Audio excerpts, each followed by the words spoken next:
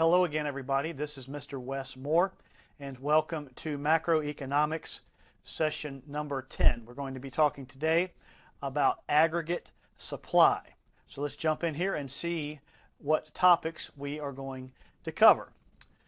First of all, we'll be discussing what is aggregate supply. That's a big word there, aggregate. I want to make sure you understand that. We've talked about that already, but we'll talk about it again in this session. Then we want to turn our attention to how price levels affect supply, material costs, and labor costs. What we're going to find is that by and large, supply, just like demand, is influenced heavily by price. So when the price levels change in the economy, the folks who are supplying materials, supplying resources, they change the things that they do based on rational self-interest. So we'll talk about that. And then finally, we'll briefly discuss supply shocks. What is a supply shock, and what are the two types of supply shocks? So let's go ahead and get started with aggregate supply. You may remember from a previous session that we talked about supply, and we defined supply as the quantity of a product that producers are both willing and able to supply at each price. So we looked at supply, I believe it was of hot dogs, and we talked about given the price of hot dogs, there are a certain number of hot dogs that suppliers would want to supply at that price. And the law of supply was simply that the higher the price, the more hot dogs or the more of a product suppliers will be willing to supply. So that is the law of supply, that as the price goes up, suppliers tend to want to supply more because they can make more money. Now, aggregate supply, remember the word aggregate just means to total or to sum up. Aggregate supply is the total supply of all the suppliers in a nation at a given period of time. It's what is the aggregate or the summed up or total supply from all the producers at a given overall price level in the market. And we'll look at this here in just a moment, but when we're talking about aggregate supply, we're not talking about individual prices. We're talking about an overall price within the economy, which is tied to that price index that I talked about to you in a previous session as well.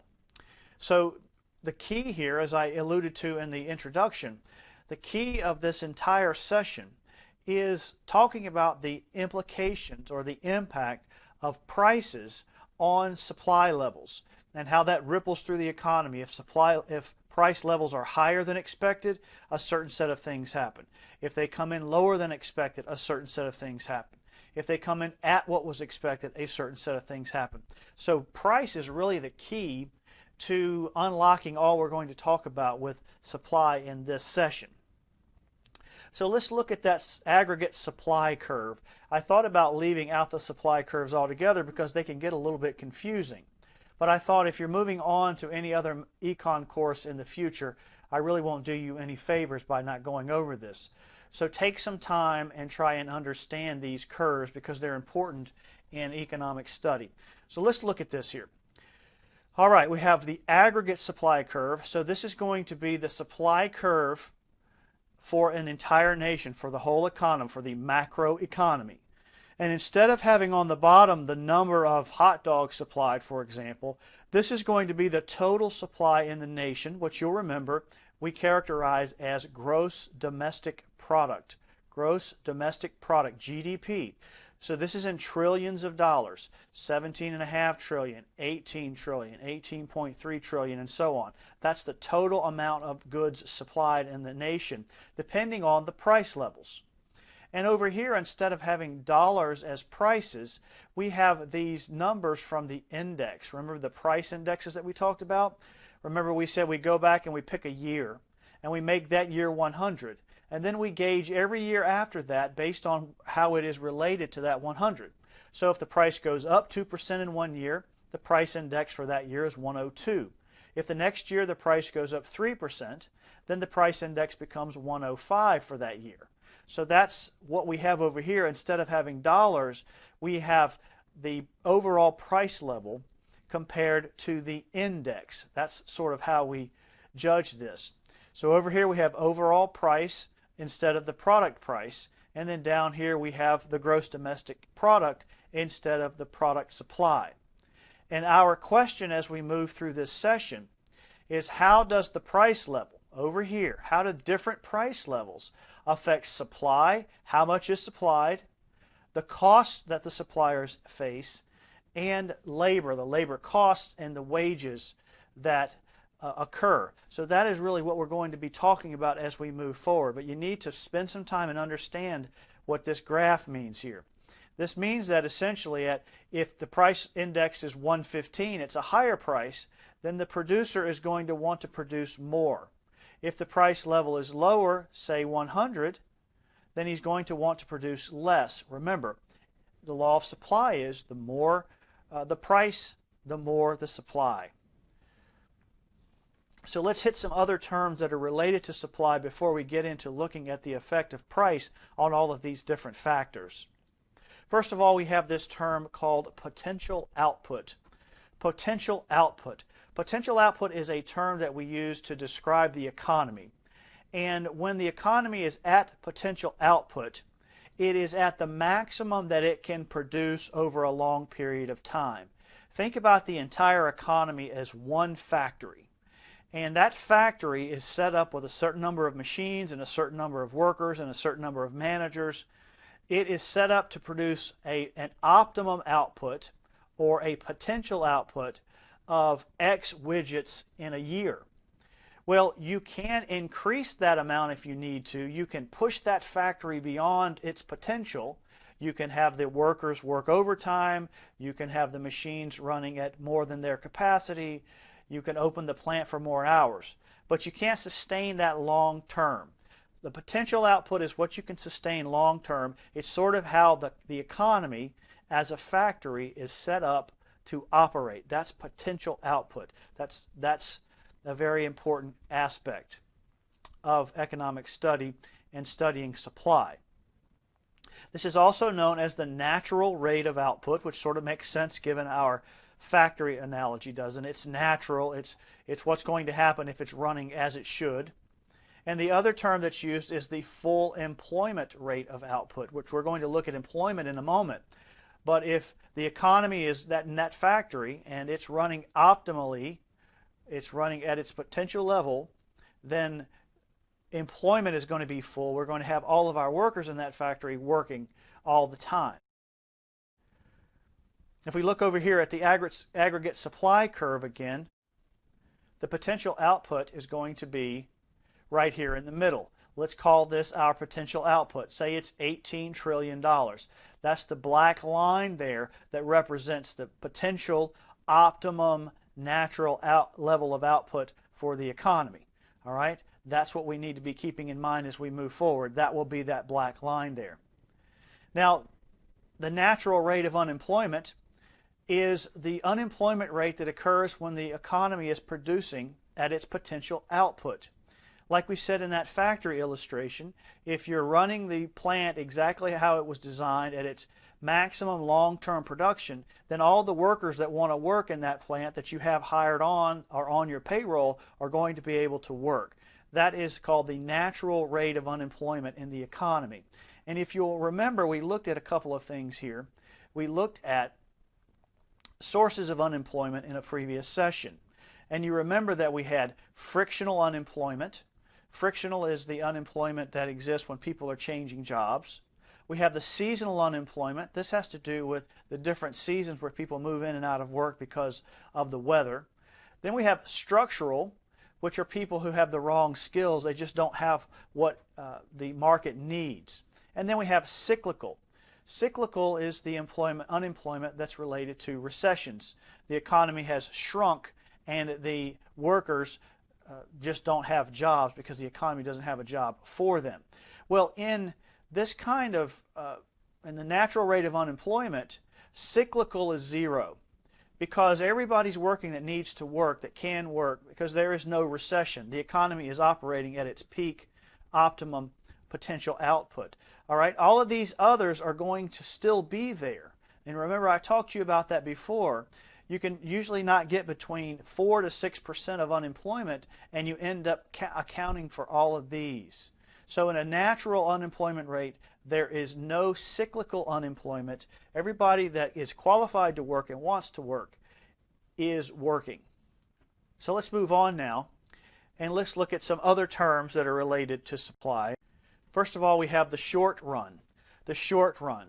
The short run is the length of time prices are sort of fixed.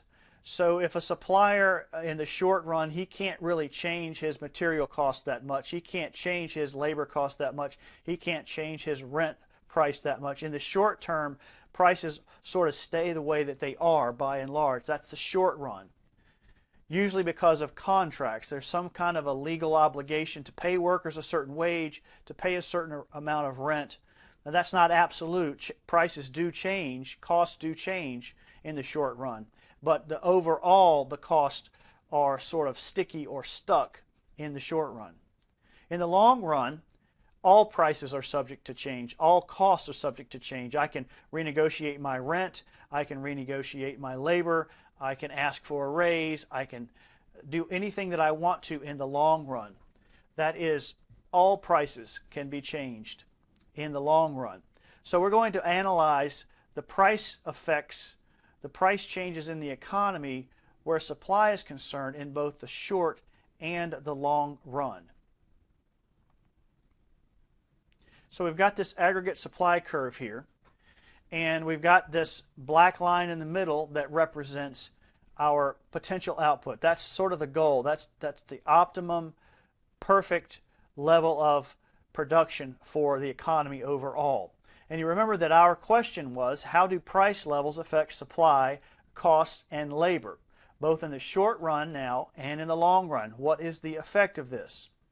Well, it all has to do with what suppliers and laborers and people in the market are expecting prices to do in the coming, say, year. Let's say that they expect, in this scenario, they expect the price index to be at 110 in the coming year. And it doesn't really matter what they are at now. They could be at 100, they could be 105, they could be 109. But they are expecting prices to be at a certain level. That's 110 on the index. Well, based on that, they are going to negotiate labor rates, they're going to negotiate raw material costs, all the things that the supplier needs to produce, he is going to negotiate and get fixed for that next year of production. He is expecting prices to be at a certain level. But what happens when the price level changes? What happens when it isn't what he expected in the next year? Let's say it turns out to be at 115, which essentially just means it's higher than he expected by 5%. Or what happens if it becomes lower? Let's say that it becomes 5% less than he thought. What happens to this supply line, this blue supply line here, when that happens? How do things shake out? Well, let's begin to look at that. Let's start if prices go up. Let's look at higher prices than expected. What happens to supply in that case? The impact of higher prices, higher than expected prices. All right, so here's the way this plays out. And you might need to watch this a couple of times to get it, but I'll walk through it the best that I can. All right, output was at that level right there on the potential output line because we're expecting prices to be at 110.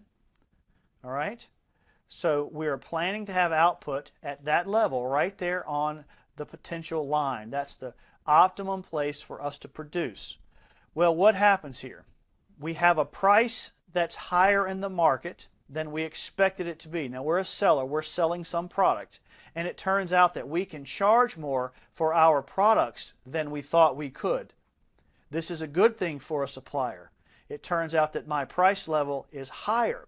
So in response to that, I will produce more because I can make higher profits. Remember, the law of supply is the higher the price, the more the supplier is going to want to produce. So the supplier then, he moves his production up to that level equal to the new price level. That's over here at 18.2 trillion. The whole economy moves up and starts producing more because prices are higher than expected, and we can reap higher profits. And there's nothing wrong with profit. Profit is what you need to stay in business, and it's what you need to pay your employees and your taxes and all of that other stuff. So we move here from producing 18 trillion to producing 18.2 trillion. Well, what happens because we do that? This is what is called an expansionary gap. The economy is trying to expand to produce more. So this gap here is called an expansionary gap, and it is 200 billion. See, it's the difference between 18 and 18.2, that gap. So we're producing more than we normally could produce. So what does that mean we have to do?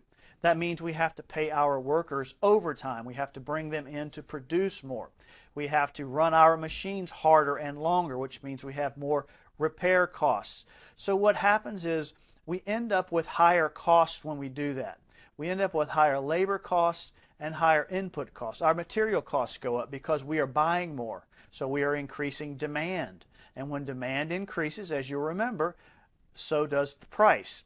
So as we go up here to try and take advantage of this price level that's higher than we expected, all of our costs start to rise in the short run. In the short run, because I have contracts, because I have other means to protect myself, the prices don't rise above my costs do not rise above what I can charge. However, in the long run, that catches up with us. So this is the short run. Now let's go to the long run and see what happens there. Long run effect of higher prices. All right, output was here. Remember, that's where we planned it for it to be. We moved it up here because prices were higher than we thought, and that gave us an expansionary gap. Well, what happens? Those cost increases eventually catch up to me. As time goes on further, my employees want more raises. They want more money because they are working harder, and they recognize that there is a higher demand for employees, and therefore they can get more money. My cost on materials begin to creep up above what I can charge my customers. So then I have to raise my prices. Remember, I have to have a certain amount of profit, so when my prices get too high, or my costs get too high, I have to bump up my price in order to get the same amount of profit. That in turn reduces supply, because remember, the more I charge, the less people are going to buy, so the less I need to produce. So this kind of domino effect here, I have higher prices in the market that I can charge, so I run more capacity than I can normally keep up with. That pushes my costs up over the long term. Then I have to raise my prices.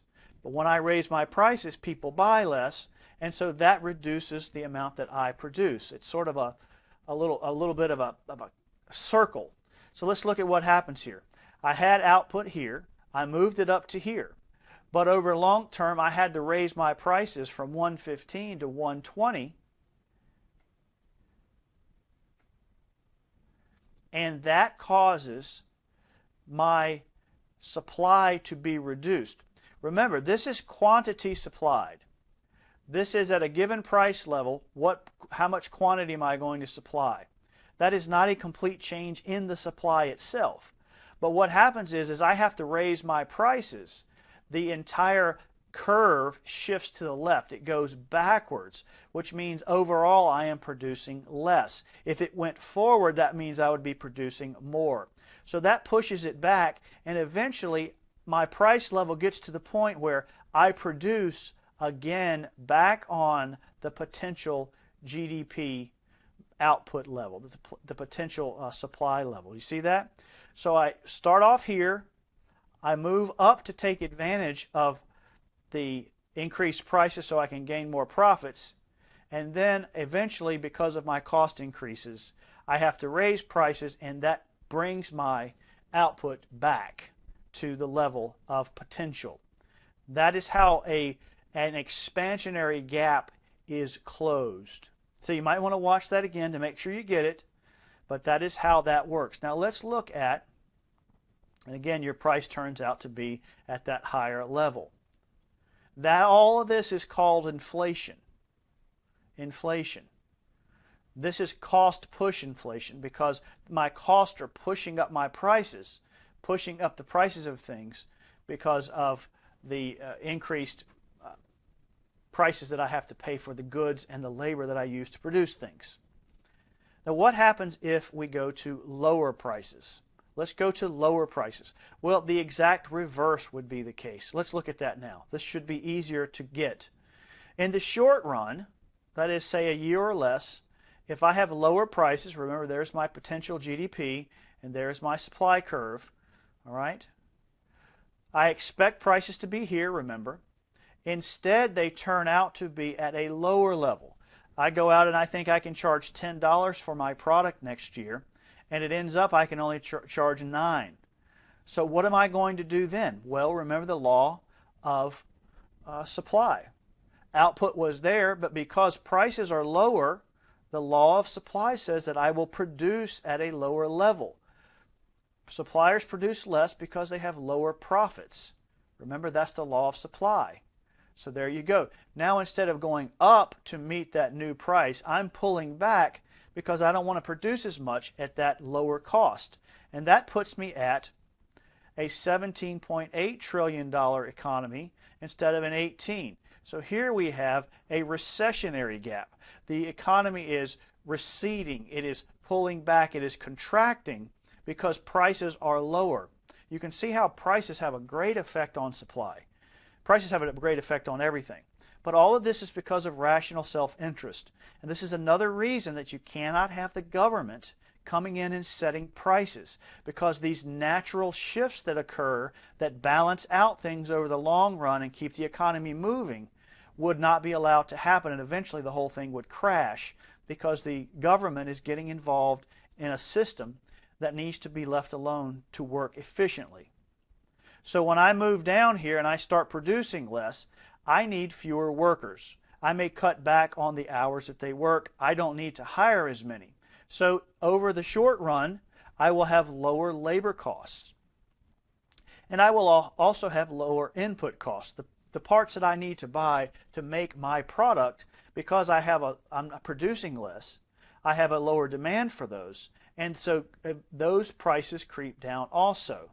That is in the short run. I move from producing here to producing here, and that starts to push all of my costs down. But what about in the long run? Let's look at the long run. We were here, we moved to here. We have a recessionary gap, Will my cost decreases add up over time? My costs settle down at lower overall levels in the long term. They're not fluctuating and going up and down. They're just settled down to a new overall lower cost level. And then I lower my prices because I have overall lower costs. I lower my prices because I want to sell more because I can make the same amount of profit, so I lower my prices. When I lower my prices, what happens? What do people do? What's the law of demand? When the price goes down, you buy more.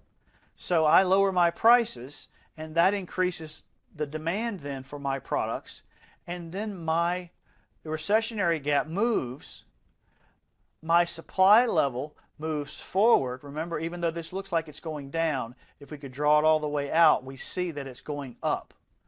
All right? We're producing more, moving to the right. So I end up here at this level, back on my potential output curve, and my price level overall lowers in the economy. This is called deflation, when prices go down. You don't see this as often, but you can see it in different times and different economic situations. But you see how this is essentially just the reverse. I started off at this level thinking my price was going to be at 110. It turned out my price was at 105, so I pulled back. When I pulled back, that reduced all of my costs, allowing me to reduce my prices, which then caused people to buy more product and increase the overall supply. But the net effect is, when you have a recession, prices go down. When you have an expansion, prices go up. Did you notice that? It's the natural working of the market. None of this is bad. We have to endure recessions in order for things to balance out and be able to grow again. One of the problems with stimulus plans is that we're trying to keep from having a recession. But that only puts us in debt, and it actually doesn't change the recession, so it's worse in the long term. And I'll have more to say about that later. And let's very quickly hit supply shocks. This is very easy to understand.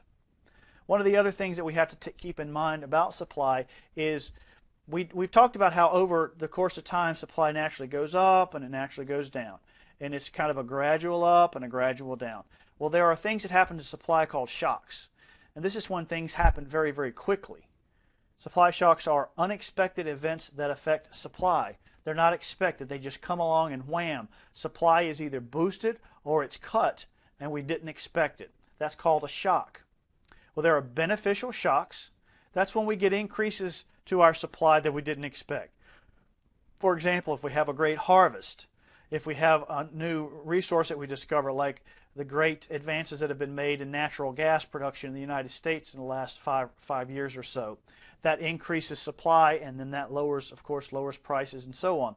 Technology advances, rule of the game changes like tax cuts or the reduction of regulations that just take a burden off of business and industry. That can help affect supply. We also have adverse supply shocks. This is when something comes along and takes supply out of the market that we didn't expect. Droughts, for example, where it comes to crops. We live in South Carolina, and in the winter, orange prices can be affected if there is a freeze in Florida that no one expected. That's an example of an adverse supply shock. We get hurricanes down here in the Gulf of Mexico, which cuts off the oil supply from the rigs that are in the Gulf of Mexico. So you can have gas prices spike because supply has been cut back. War, COVID, a great example of a supply shock. You noticed after COVID, during COVID and after COVID, prices went up on a lot of things. So that is an example of an adverse supply shock. Well, that brings us to the end of this session. I hope that you have learned something from it. Go back and look over some parts of this again to make sure you get it. Some of the graphs and charts can be rather challenging. So I appreciate your time and hope you have a great week. Look forward to seeing you again soon. Thank you.